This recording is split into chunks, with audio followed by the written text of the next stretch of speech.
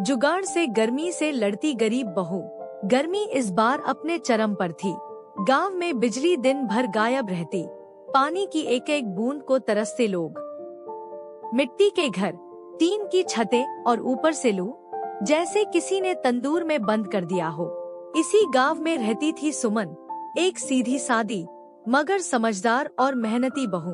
उसका पति धीरज मजदूरी करता था, कभी काम मिलता कभी नहीं। 2 छोटे बच्चे, बूढ़ी सास और एक कच्चा मकान, यह था उसका छोटा सा संसार। गर्मी ने हाल बेहाल कर दिया था। रसोई घर में घुसते ही जैसे आग का गोला मुंह पर लगता।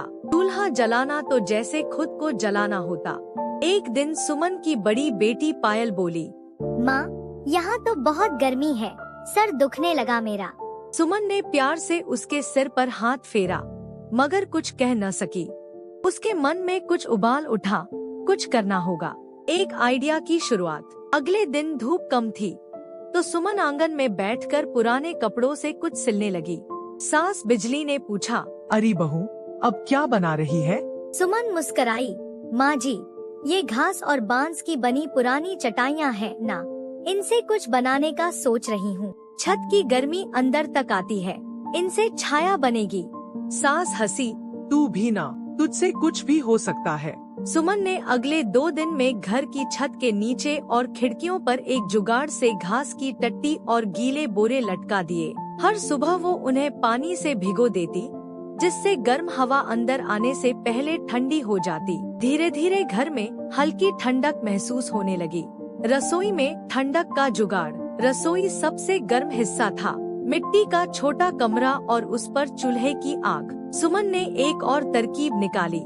उसने रसोई के दरवाजे पर एक पुराना लोहे का फ्रेम लटकाया, जिसमें उसने गीली बोरी बांध दी। हर 2 घंटे में वो बोरी को फिर से पानी से भिगोती। धीरज जब एक दिन दोपहर को घर आया तो हैरान रह गया। अरे सुमन, रसोई में आज तो हवा लग रही है, कैसे किया ये? सुमन मुस्कुरा दी। थोड़ा सा दिमाग और थोड़ा सा देसी जुगाड़। पड़ोस में चर्चा। अब पड़ोसी भी सुमन के घर आने लगे। रत्ना चाची बोली, बहू, ये क्या कर डाला तूने? तेरा घर तो गांव का सबसे ठंडा घर लग रहा है। सुमन ने हंसते हुए समझाया, बिजली नहीं है, ना पंखा है, तो सोचा क्यों ना देसी तरीका अपनाया जाए। घास, बांस, पानी और मेहनत ही तो चाहिए। गांव की औरतें उसकी तारीफ करने लगी।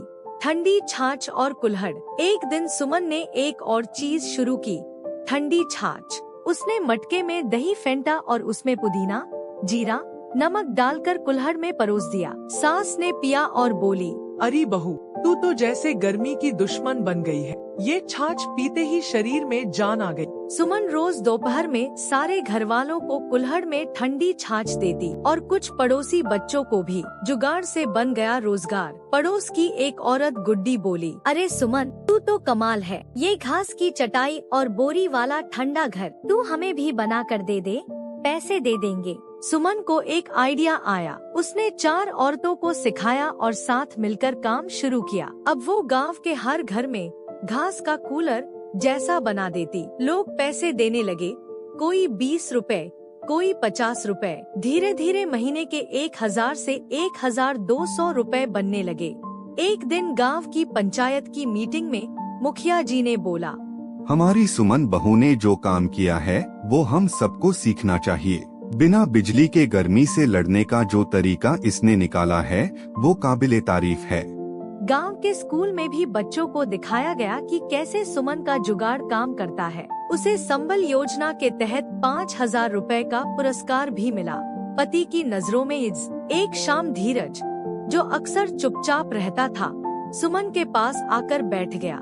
सुमन, तूने तो कमाल कर दिया। मैं तो सोचता था तुझसे सिर्फ रोटियां बनती हैं। तू तो घर संभालने के साथ गांव को भी सिखा रही है। सुमन की आंखें भर आईं। उसने कहा, जब गर्म हवा बच्चों के चेहरे जलाने लगे तो माँ कुछ ना कुछ तो करेगी ही। अब सुमन की योजना थी गांव की हर गरीब औरत को यह तरीका सिखाना। उसने स्कूल के मास्टर जी से मिलकर एक छोटी क्लास शुरू की, जहां वो रोज 5 से 6 औरतों को गर्मी से जुगाड़ तकनीक सिखाती। धीरे धीरे यह काम आमदनी का जरिया बन गया। अब लोग सुमन को जुगाड़ वाली बहू कहने लगे, गर्मी हारी, सुमन जीती। गर्मी अभी भी थी, सूरज वैसे ही जलता था, लेकिन अब सुमन का घर जलता नहीं था। हर कोना ठंडा, हर दिल सुकून में। और सुमन, वो अब सिर्फ एक बहू नहीं, पूरे गांव की प्रेरणा बन चुकी थी। जब इरादा ठंडा नहीं होता, तो गर्मी भी हार मान जाती है।